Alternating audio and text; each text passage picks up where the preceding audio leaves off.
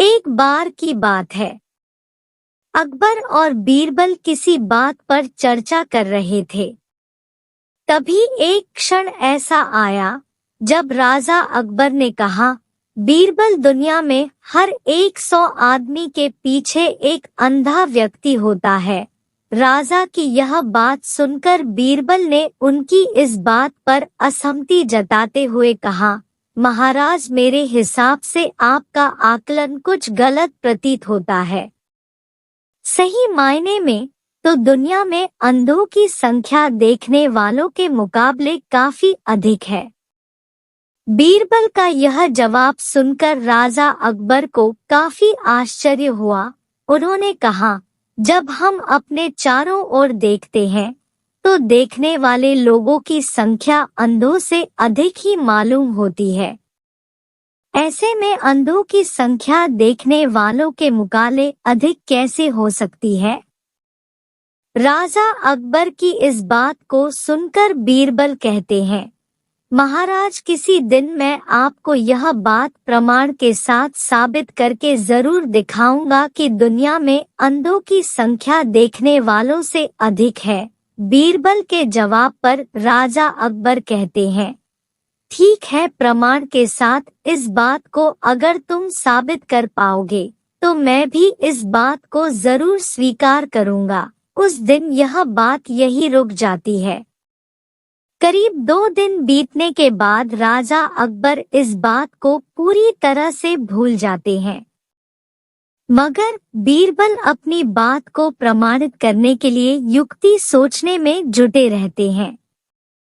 करीब 4 दिन बीतने के बाद बीरबल को एक योजना सूझती है और वे 2 मुनीम को लेकर उनके साथ बाजार की ओर चल देते हैं। बीच बाजार पहुंचने के बाद बीरबल सिपाहियों से एक चारपाई की चौखट वहां मंगाते हैं और उसे बुनने के लिए रस्सी भी मंगवाते हैं। अब बीरबल अपने साथ लाए दोनों मुनीमों को आदेश देते हैं कि वे उनके दाएं और बाएं कुर्सी डालकर बैठ जाएं। साथ ही इस बात का ध्यान रखें कि दाएं बैठने वाले मुनीम उनके राज्य में मौजूद अंधों की सूची तैयार करेंगे और बाएं बैठने वाले मुनीम देखने वालों की सूची। बीरबल का आदेश मानते हुए दोनों मुनीम अपना काम करने के लिए कमर कस लेते हैं और बीरबल चारपाई बुनने का काम शुरू कर देते हैं। बीरबल को बीच बाजार चारपाई बुनते देख धीरे धीरे वहां लोगों की भीड़ जमा होने लगती है। उस भीड़ में से एक आदमी अपने आप को रोक नहीं पाता है और वह बीरबल से पूछ लेता है, आप ये क्या कर रहे हैं?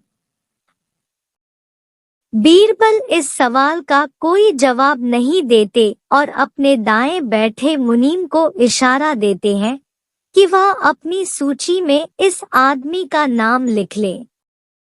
जैसे जैसे समय बीता जा रहा था, आने वालों की संख्या बढ़ती जा रही थी और आने वाले सभी लोग अपनी उत्सुकता को शांत करने के लिए बीरबल से यही पूछ रहे थे कि वे यहाँ क्या कर रहे हैं। इसी के साथ बीरबल अपने दाएं मुनीम को इशारा देकर यह सवाल पूछने वालों का नाम अंधों की लिस्ट में डलवाते जा रहे थे। तभी अचानक वहां एक आदमी आता है जो बीरबल से पूछता है कि इतनी धूप में बैठकर आप चारपाई क्यों बन रहे हैं? तब भी बीरबल कुछ नहीं बोलते हैं और बाएं बैठे मुनीम को यह सवाल पूछने वाले का नाम देखने वालों की सूची में लिखने का इशारा देते हैं। यह सिलसिला ऐसे ही चलता रहता है और धीरे धीरे पूरा दिन निकल जाता है। तभी इस बात की जानकारी राजा अकबर को होती है और वे भी माजरा समझने के लिए बाजार पहुंच जाते हैं, जहां बीरबल चारपाई बुनने का काम कर रहा था। राजा भी बीरबल से यह सब करने के पीछे की वजह जानना चाहते हैं। इसलिए वह बीरबल से सवाल करते हैं कि बीरबल, यह तुम क्या कर रहे हो? राजा का सवाल सुनते ही बीरबल अपने दाएं बैठे मुनीम को आदेश देते हैं कि अपने अंधों की लिस्ट में महाराज अकबर का नाम भी शामिल कर दो। बीरबल की यह बात सुनकर राजा अकबर को थोड़ा गुस्सा आया और आश्चर्य भी हुआ।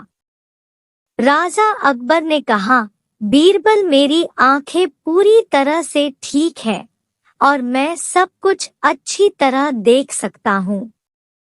फिर क्यों तुम मेरा नाम अंधों की सूची में चढ़वा रहे हो? राजा अकबर के इस सवाल बार बीरबल मुस्कुराते हुए कहते हैं, महाराज, आप देख सकते हैं कि मैं चारपाई बन रहा हूँ। फिर भी आपने सवाल किया कि मैं क्या कर रहा हूँ? अब महाराज, ऐसा सवाल तो एक अंधा व्यक्ति ही पूछ सकता है। बीरबल का यह उत्तर सुन राजा अकबर को समझ में आ गया कि वह कुछ दिन पहले की गई बात को प्रमाणित करने के लिए यह सब कर रहा है। यह बात समझ में आते ही राजा अकबर भी मुस्कुराते हैं और पूछते हैं, बीरबल, तो फिर बताओ कि तुमने अपने इस प्रयास से क्या पता लगाया? बताओ, देखने वालों की संख्या अधिक है या अंधों की? राजा के सवाल पर बीरबल जवाब देते हैं, महाराज, मैंने जो कहा था वही बात सच निकली कि दुनिया में देखने वालों के मुकाबले अंधों की संख्या ज्यादा है। मेरे द्वारा तैयार की गई दोनों सूची का मिलान करने से आप भी इस बात को अच्छी तरह से समझ सकते हैं। बीरबल का उत्तर सुनकर राजा अकबर जोर से हंसते हैं और कहते हैं, बीरबल, तुम अपनी बात को साबित करने के लिए कुछ भी कर सकते हो।